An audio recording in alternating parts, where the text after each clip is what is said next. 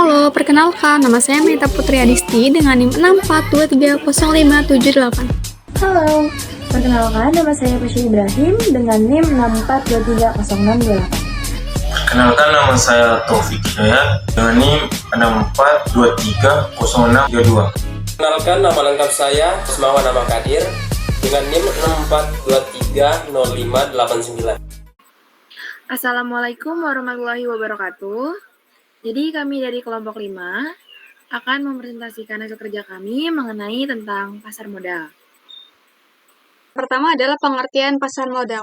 Pasar modal atau capital market merupakan pasar yang memperjualbelikan berbagai instrumen keuangan jangka panjang atau efek. Instrumen keuangan jangka panjang tersebut dapat berbentuk utang atau modal sendiri. Pasar modal menjadi tempat bertemunya penjual dan membeli efek dalam rangka memperoleh modal atau investasi jangka panjang. Penjual dan pembeli yang bertransaksi di pasar modal adalah perorangan, perusahaan swasta, atau institusi pemerintah. Berbagai instrumen atau produk yang diperdagangkan di pasar modal merupakan instrumen keuangan jangka panjang yang meliputi saham, obligasi, dan berbagai produk turunan atau derivatif. Pasar modal berperan sebagai penghubung antara para investor dengan perusahaan swasta atau institusi pemerintah melalui perdagangan instrumen tersebut.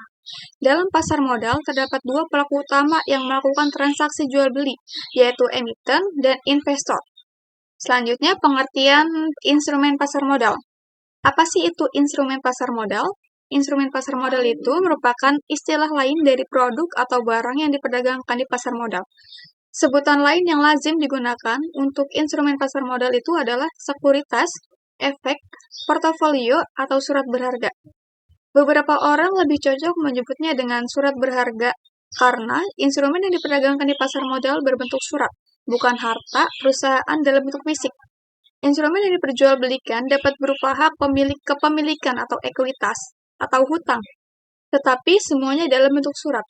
Dan apabila produk yang diperdagangkan merupakan hak kepemilikan suatu perusahaan, produknya berupa saham. Sedangkan jika yang diperjualbelikan berupa utang, produknya berupa obligasi. Selanjutnya di sini ada manfaat pasar modal. Yang pertama ada meningkatkan aktivitas ekonomi nasional. Dengan adanya pasar modal, perusahaan atau institusi pemerintah akan lebih mudah mendapatkan dana untuk memperluas usahanya.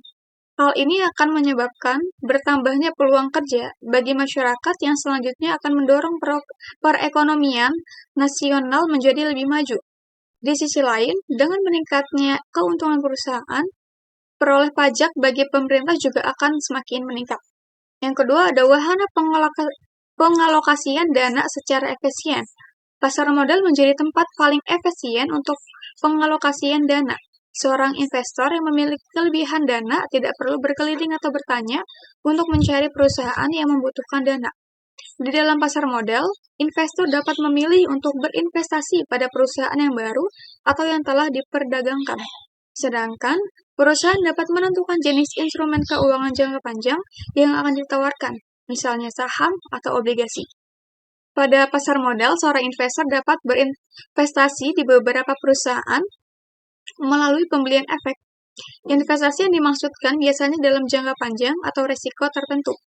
Dan pada sisi lain, perusahaan publik akan memperoleh dana yang diperlukan sebagai modal pengelolaan perusahaan. Dan yang diperoleh misalnya berasal dari penjualan saham perusahaan tersebut di pasar modal. Yang ketiga ada sarana alternatif dalam berinvestasi.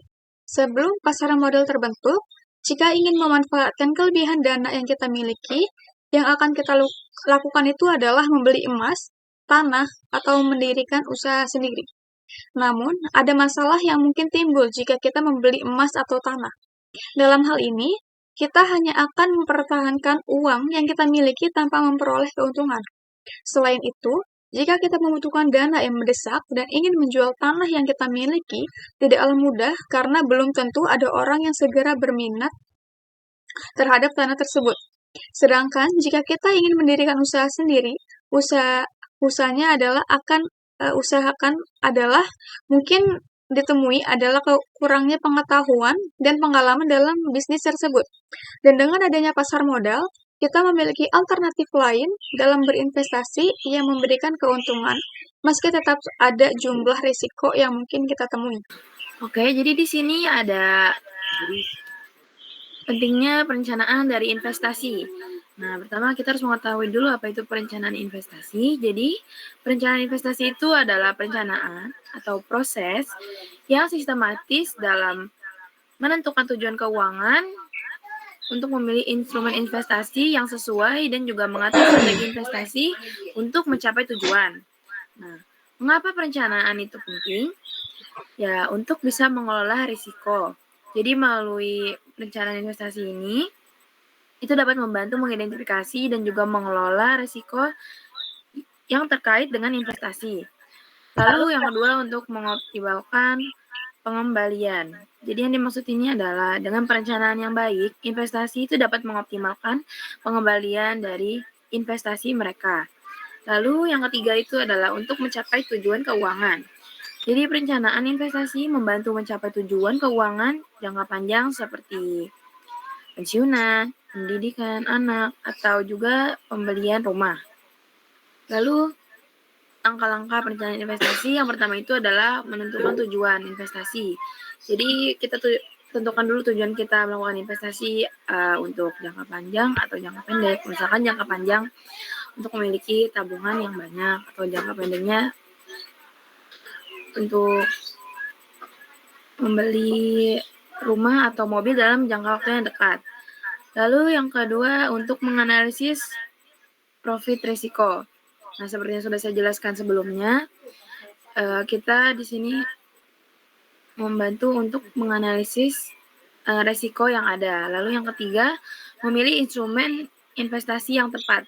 Dengan memilih instrumen investasi yang tepat, itu akan mengoptimalkan keuntungan atau laba dari investasi yang kita pilih. Lalu untuk membuat anggaran. Nah, sebelum melakukan investasi ada baiknya kita membuat anggaran. Nah, kita akan berinvestasi di budget berapa, kurang lebih seperti itu. Di sini ada macam-macam investasi yang kita ambil, ada 4. Yang pertama ada saham, obligasi, reksadana, dan yang terakhir adalah derivatif. Yang pertama kita masuk di saham. Apa sih itu saham? Saham itu adalah surat berharga yang menunjukkan kepemilikan sebagian dari modal suatu perusahaan. Dengan memiliki saham, seseorang atau entitas menjadi salah satu pemilik perusahaan atau pemegang saham dan berhak atas bagian dari keuntungan perusahaan atau yang disebut dividen, serta memiliki hak untuk berpartisipasi dalam pengambilan keputusan perusahaan, seperti memilih dewan direksi, tergantung pada jenis saham yang dimilikinya. Dan saham ini merupakan salah satu instrumen pasar modal yang paling populer. Menerbitkan saham menjadi salah satu pilihan perusahaan ketika memutuskan untuk mencari pendanaan bagi perusahaannya. Pada sisi lain, saham merupakan instrumen investasi yang banyak dipilih investor karena mampu memberikan tingkat keuntungan yang menarik. Di sini, saham dibedakan menjadi 2. Yang pertama ada saham biasa dan saham preferen. Yang pertama ada saham biasa. Saham biasa atau common stock merupakan jenis efek yang paling sering dipergunakan oleh emiten atau perusahaan yang menerbitkan efek untuk memperoleh dana dari masyarakat. Selain itu, saham biasa ini merupakan efek yang paling populer di pasar modal. Dengan demikian, saham biasa menjadi paling menarik baik bagi para investor maupun bagi emiten. Dan bagi pemegang saham memiliki hak-hak sebagai berikut. Yang pertama ada hak klaim terakhir atas aktiva perusahaan jika perusahaan dilikuidasi. Yang kedua ada hak memesan efek terlebih dahulu sebelum efek tersebut ditawarkan kepada masyarakat. Yang ketiga ada hak suara berapa rasional pada pemilihan direksi serta keputusan lain yang ditetapkan pada rapat umum pemegang saham. Yang kedua ada saham preferen. Saham preferen merupakan gabungan antara obligasi dan saham biasa. Artinya, di samping memiliki karakteristik obligasi, juga memiliki karakteristik saham biasa. Karakteristik obligasi, misalnya, saham preferen memberikan hasil yang tetap seperti bunga obligasi, dan saham preferen memberikan pilihan tertentu atas hak pembagian dividen. Karakteristik saham biasanya berarti tidak selamanya saham preferen dapat memberikan penghasilan yang dikehendakinya oleh pemegangnya. Dan apabila emiten mengalami kerugian, pemegang saham preference tidak menerima pembayaran dividen yang telah ditetapkan sebelumnya. Jadi, saham preferen ini adalah saham yang memberikan prioritas pilihan kepada pemegangnya. Dan prioritas yang ditawarkan sampai sekarang adalah, yang pertama ada prioritas pembayaran, berarti investor memiliki hak untuk didahulukan dalam hal pembayaran dividen. Yang kedua, difference tetap berarti investor memiliki hak mendapat pembayaran individu dengan jumlah yang tetap. Yang ketiga adalah dikirim kumulatif, berarti investor berhak mendapat pembayaran semua dividen yang terutang pada tahun-tahun sebelumnya. Selanjutnya, ada pemilihan instrumen saham. Memilih instrumen saham yang tepat memerlukan pemahaman menyeluruh mengenai tujuan investasi, profil risiko, dan kondisi pasar. Langkah pertama dalam memilih saham ini adalah menentukan tujuan investasi, apakah untuk jangka pendek atau jangka panjang. Investor jangka panjang biasanya mencari saham perusahaan besar dan stabil, sedangkan mereka yang mencari keuntungan jangka pendek cenderung tertarik pada saham dengan volatilitas tinggi. Selanjutnya di sini ada keuntungan dan risiko saham. Yang pertama, keuntungan. Investor memiliki beberapa keuntungan jika berinvestasi pada saham. Yang pertama ada dividen. Dividen ini adalah keuntungan perusahaan yang dibagikan kepada pemegang saham.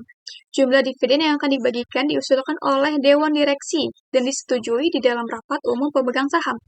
Apabila seorang investor ingin mendapatkan dividen, maka ia harus memegang saham tersebut dalam kurun waktu yang relatif lama. Waktu tersebut berada dalam periode selama investor diakui sebagai pemegang saham yang berhak mendapatkan dividen. Adapun jenis dividen yang dibagikan pada pemegang saham. Yang pertama ada dividen tunai. Dividen tunai ini yaitu dividen yang dibagi kepada para pemegang saham dalam bentuk sejumlah uang untuk setiap saham yang dimilikinya. Yang kedua ada dividen saham. Dividen saham ini yaitu dividen yang dibagi kepada pemegang saham dalam bentuk saham baru. Dan demikian, perusahaan akan meningkatkan jumlah saham yang dimiliki pemegang saham. Yang kedua ada capital gain. Capital gain ini merupakan selisih antara harga beli dan harga jual. Investor dapat menikmati capital gain jika harga jual melebihi harga beli saham tersebut. Contohnya, Agus membeli saham PT Beruang Kutub yang tercatat di Bursa Efek setahun yang lalu dengan harga Rp3.500 per saham. Dan saat ini, harga saham PT Beruang Kutub telah meningkat menjadi Rp3.750 per saham. Dan apabila Agus menjual sahamnya pada harga tersebut, dia akan menikmati capital gain atau keuntungan sebesar Rp250 per saham. Dan ini tanpa perhitungan pajak dan komisi. Selanjutnya ada risiko investasi pada saham. Yang pertama ada capital loss. Capital loss ini merupakan kebalikan dari capital gain. Investor akan mengalami capital loss jika harga beli saham lebih besar dari harga jual.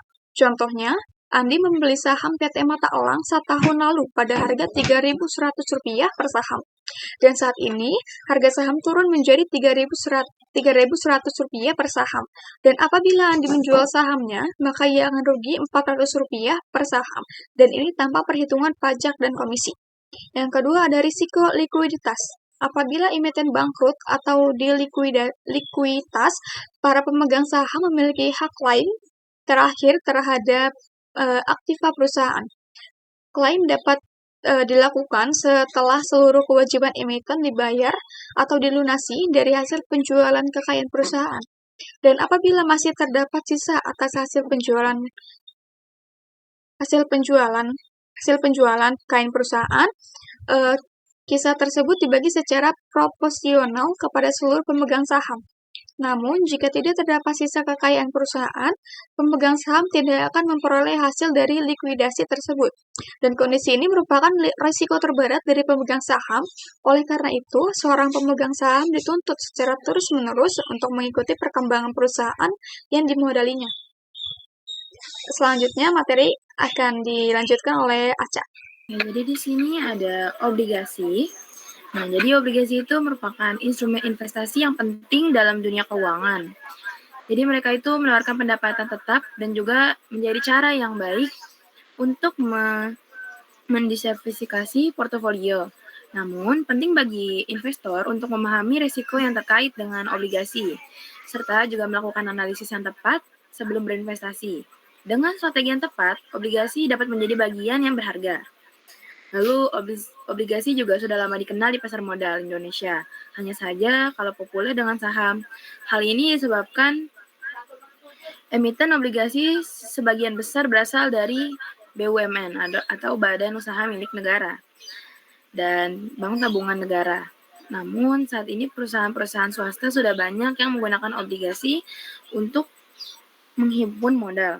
Nah, di sini ada macam-macam dari obligasi. Yang pertama itu ada obligasi pemerintah. Nah, obligasi pemerintah ini adalah surat utang yang diterbitkan oleh pemerintah atau perusahaan. Caranya itu dengan mengumpulkan dana.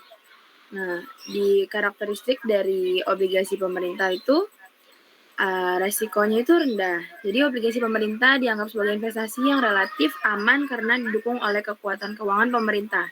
Jadi resiko gagal bayarnya itu sangat rendah. Lalu yang kedua, suku bunganya itu tetap. Banyak obligasi pemerintah yang menawarkan suku bunga yang tetap. Berarti pembayaran bunganya tetap sama sepanjang masa obligasi.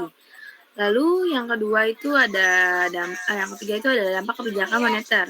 Jadi suku bunga obligasi pemerintah ini seringkali dipengaruhi oleh kebijakan moneter bank sentral, yaitu ketika suatu bunga naik, jadi obligasi cenderung menurun dan juga sebaliknya. Lalu di sini ada yang kedua ada obligasi korporasi, yaitu adalah surat utang yang diterbitkan oleh perusahaan, contohnya untuk membiayai operasi atau ekspansi atau proyek tertentu, beda dengan yang pemerintahan. Karakteristiknya itu yang pertama itu risikonya lebih tinggi. Jadi obligasi korporasi ini memiliki risiko yang lebih tinggi dibandingkan dengan obligasi pemerintahan, yaitu tergantung pada kekuatan finansial perusahaan. Jika perusahaan mengalami kesulitan keuangan, maka risiko gagal bayarnya ini sangat tinggi. Lalu yang kedua, suku bunganya itu bervariabel. Jadi obligasi korporasi ini dapat menawarkan suku bunga yang tetap atau variabel. Jadi suku bunganya itu bisa jadi lebih tinggi, biasanya itu lebih tinggi dari yang ditawarkan untuk obligasi dengan risiko juga lebih tinggi. Lalu yang ketiga ada peringkat kredit. Jadi peringkat ini itu mempengaruhi suku bunga yang ditawarkan. Jadi semakin rendah peringkatnya, maka semakin tinggi suku bunga yang ditawarkan untuk menarik para investor. Lalu di sini ada pengaruh suku bunga. Nah, hubungan antara suku bunga dan juga harga obligasi itu, ketika suku bunga di pasar meningkat, maka harga obligasi akan cenderung menurun. Karena para investor itu akan mencari obligasi baru yang menawarkan suku bunga lebih tinggi. Sebaliknya, jika suku bunga turun, maka harga obligasi akan cenderung menaik. Lalu hubungan antara suku bunga dan juga imbal dari hasil. Jadi obligasi adalah tingkat pengembalian yang diharapkan. Jadi jika imbal hasilnya itu berbanding terbalik dengan harga obligasi, maka harga obligasinya menurun dan imbal hasilnya itu menjadi naik atau sebaliknya. Lalu ada perbedaan suku bunga antara obligasi pemerintah dan juga korporasi. Jadi secara umum obligasi korporasi itu menawarkan suku bunga yang lebih tinggi dibandingkan obligasi pemerintah untuk mengompensasi risiko tambahan yang dihadapi oleh para investor. Jadi di sini ada pemilihan instrumen obligasi. Nah, jadi pemilihan instrumen obligasi yang tepat itu memerlukan analisis yang cermat terhadap tujuan investasi, toleransi, resiko, dan kondisi pasar. Dengan mempertimbangkan faktor-faktor ini dapat membuat keputusan investasi yang lebih baik untuk meningkatkan peluang mencapai tujuan. Nah, sebelum itu, saya mau menjelaskan terlebih dahulu tentang tujuan dari investasinya. Jadi, tujuan investasi ini ada pendapatan tetap atau juga pertumbuhan modal. Nah, pendapatan tetapnya itu tujuannya itu adalah mendapatkan pendapatan yang tetap. Jadi, lebih baik memilih obligasi dengan keuntungan yang lebih tinggi. Lalu pertumbuhan modal, yaitu mencari pertumbuhan dengan mempertimbangkan obligasi korporasi, itu dengan potensi pertumbuhan yang lebih tinggi meskipun resikonya juga akan lebih besar. Lalu ada tingkat risiko. Nah, di obligasi pemerintah umumnya dianggap sebagai investasi yang lebih aman. Itu cocok untuk investor untuk menghindari risiko yang tinggi. Lalu pada obligasi korporasi itu memiliki risiko yang lebih tinggi dibandingkan dengan obligasi pemerintah. Tapi juga menawarkan imbal hasil yang lebih tinggi sesuai dengan toleransi risiko yang para investor inginkan. Lalu kondisi pasar. Jadi di sini ada suku bunga, itu memperhatikan tren suku bunga. Jika suku bunga diperkirakan akan menaik, maka obligasi jangka pendek mungkin menjadi pilihan yang lebih baik. Lalu ada inflasi. Jika inflasi tinggi, obligasi yang memberikan imbal hasil tetap memungkinkan tidak menguntungkan, maka mempertimbangkan obligasi yang dapat melindungi terhadap inflasi yaitu bisa jadi seperti obligasi indeks inflasi. Jadi di sini ada keuntungan dan juga risiko dari obligasi. Nah, keuntungannya itu yang pertama itu bunga. Jadi, bunga ini adalah keuntungan yang diperoleh dari dana yang diinvestasikan atau dipinjamkan. Contohnya itu, jika kita menyimpan uang di bank atau berinvestasi dalam obligasi, maka kita akan mendapatkan bunga sebagai imbalan atau keuntungan. Lalu yang kedua ini ada capital gain. Jadi capital gain ini adalah keuntungan yang diperoleh dari kenaikan nilai investasi. Contohnya itu, jika kita membeli saham, lalu harga sahamnya itu naik, nah selisih antara harga beli dan juga harga jual itu adalah capital gain-nya. Jadi selisih dari harga beli dan juga harga jualnya itu yang disebut dengan capital gain. Lalu yang ketiga ini ada keuntungan investasi lainnya, yaitu bisa mencakup berbagai keuntungan lain seperti dividen dari saham atau pembagian keuntungan dari reksadana atau juga apresiasi aset. Lalu di sini ada resikonya. Yang pertama itu ada resiko tingkat suku bunga. Nah, resiko ini terjadi ketika tingkat suku bunga mengalami perubahan, jadi dapat mempengaruhi nilai dari investasi. Jika suku bunganya naik, maka nilai investasi yang berbunga itu tetap bisa menurun. Lalu yang kedua itu ada resiko gagal bayar. Ini adalah risiko yang ketika pihak yang berhutang itu tidak mampu atau gagal membayar pinjamannya, maka dalam investasi hal ini bisa terjadi jika perusahaan atau pemerintah yang menerbitkan obligasi mengalami kebangkrutan. Lalu yang terakhir itu ada capital loss. Nah, capital loss ini adalah kerugian yang terjadi ketika nilai aset atau investasi itu menurun. Menurunnya itu di bawah dari harga beli di awal ya. Misalnya itu jika kita membeli saham dengan harga tertentu, namun kemudian harganya menurun. Nah, itu mengalami capital loss. Oke, selanjutnya ada reksadana akan dilanjutkan oleh Rosmawan. Selanjutnya di sini ada reksadana. Apa sih yang dimaksud dengan reksadana? Reksadana adalah suatu wadah yang menghimpun dana dari masyarakat untuk diinvestasikan dalam portofolio efek oleh manajer investasi. Reksadana ini dibagi jadi beberapa bagian. Ada reksadana terbuka, indeks, dan terproteksi. Reksadana terbuka itu artinya jenis reksadana yang paling umum. Jumlah unit penyertanya tidak terbatas dan dapat diperdagangkan setiap saat.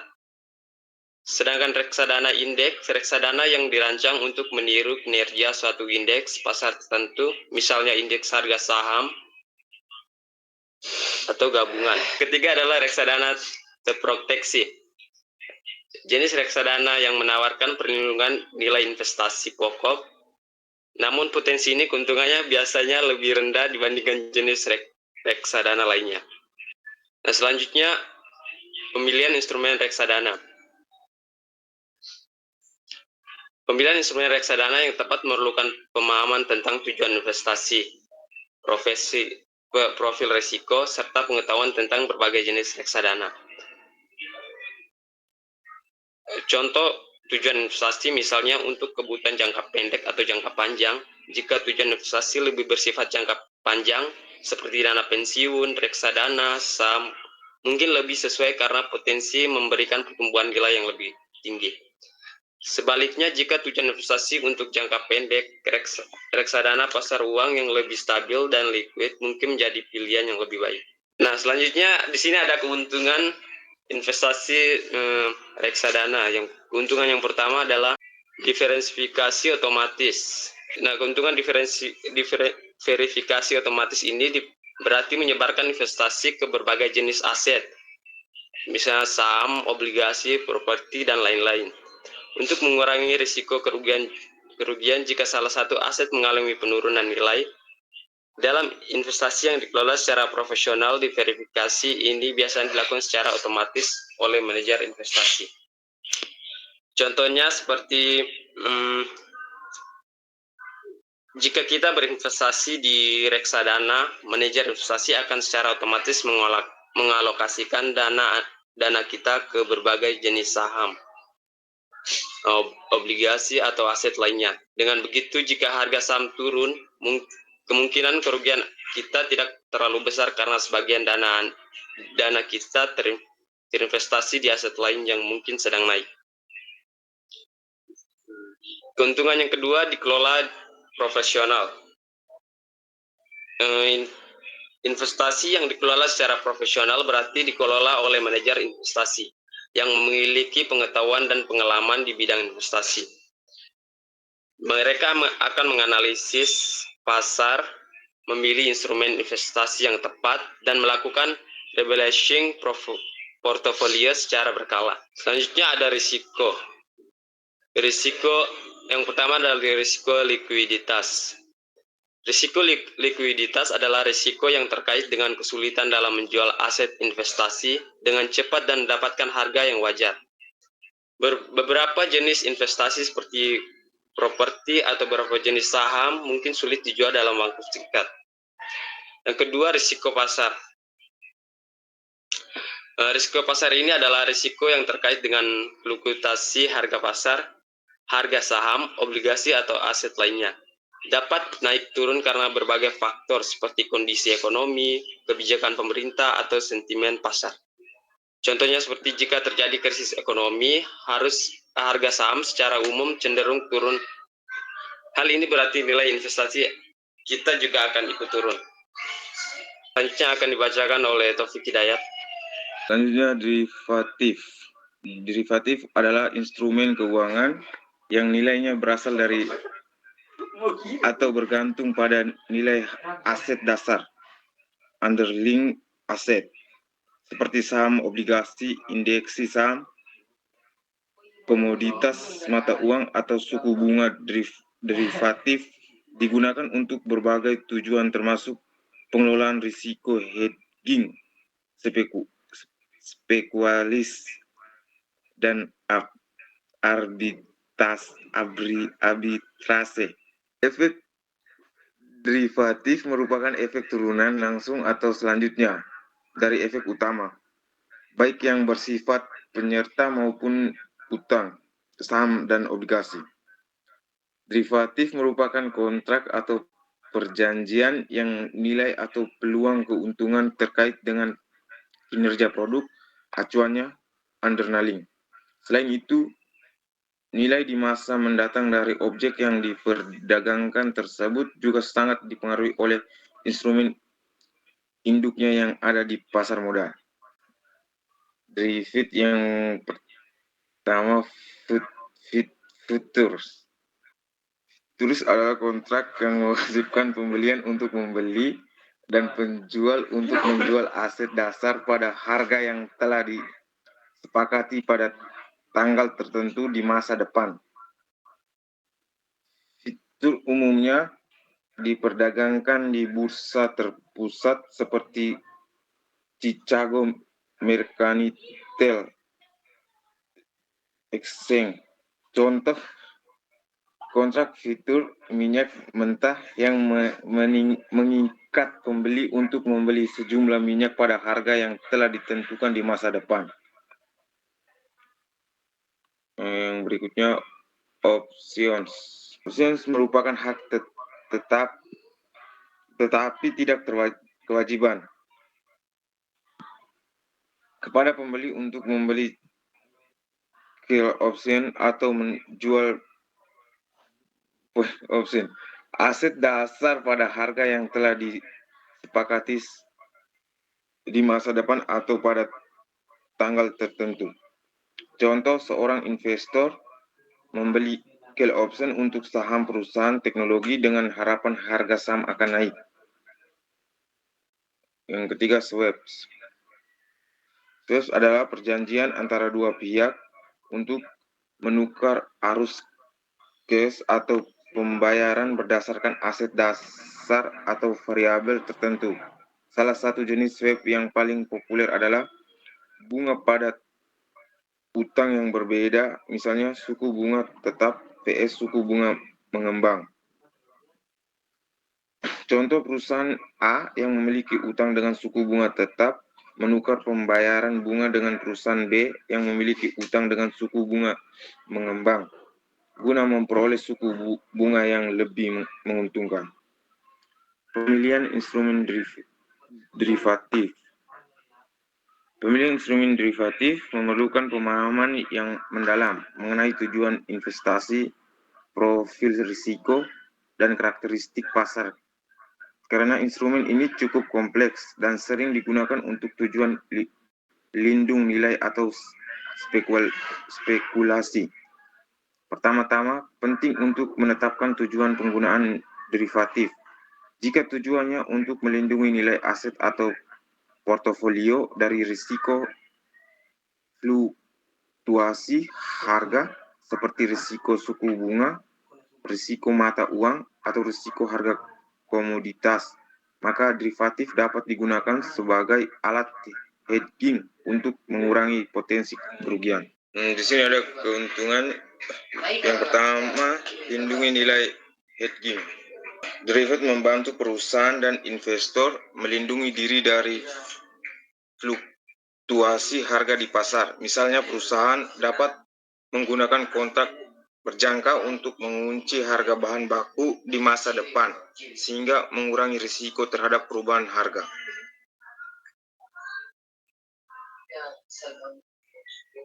Potensi keuntungan tinggi. Yang kedua, keuntungan tinggi melalui leverage. Potensi keuntungan tinggi melalui leverage memungkinkan investor mengontrol aset bernilai tinggi dengan modal yang lebih kecil, sehingga mereka dapat memperoleh keuntungan besar jika harga bergerak sesuai prediksi. Hal ini sering dimanfaatkan dalam spekulasi untuk mendapatkan keuntungan dari perubahan kecil dalam harga.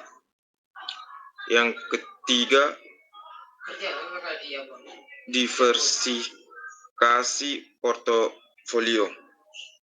Diversifikasi portofolio dapat berpartisipasi dalam berbagai jenis aset yang mungkin sulit diakses secara langsung, seperti komoditas atau indeks internasional. Hal ini mungkin diversifikasi risiko dan potensi pertumbuhan dari berbagai sektor pasar. Selanjutnya, risiko leverage. Risiko leverage tidak hanya memperbesar keuntungan, tetapi juga kerugian. Jika pasar bergerak berlawan dengan posisi derivatif, kerugian bisa juga lebih besar dari modal awal yang ditempatkan, yang dapat menyebabkan kerugian finansial signifikan. Yang kedua, risiko kredit atau gagal bayar. Dalam transaksi derivatif yang tidak melalui bursa OTC, ada risiko bahwa pihak lawan mungkin gagal memenuhi kewajibannya. Hal ini dapat menyebabkan kerugian pada investor jika pihak lain tidak dapat membayar atau menyerahkan aset sesuai kontrak. Ya, baik. Jadi saya akan melanjutkan penjelasan yang terkendala teman saya, Kuliah Jaringan. Jadi di sini ada risiko pasar yang terakhir, yaitu fluktuasi harga aset dasar yang dapat menyebabkan kerugian yang signifikan. Jadi para investor itu harus bersiap memvolatilitas yang tinggi dalam risiko pasar. Jadi kesimpulan dari materi kami, secara keseluruhan perencanaan investasi yang baik, pemahaman tentang obligasi sebagai instrumen keuangan, dan juga Pemilihan obligasi yang tepat adalah yaitu langkah-langkah yang penting untuk mencapai tujuan keuangan. Dengan pendapatan yang terencana dan analisis yang cermat, investor dapat mengelola risiko dan juga memanfaatkan peluang yang ada di pasar obligasi. Sekian isi materi dari kelompok kami tentang pasar modal. Wassalamualaikum warahmatullahi wabarakatuh. Bye-bye.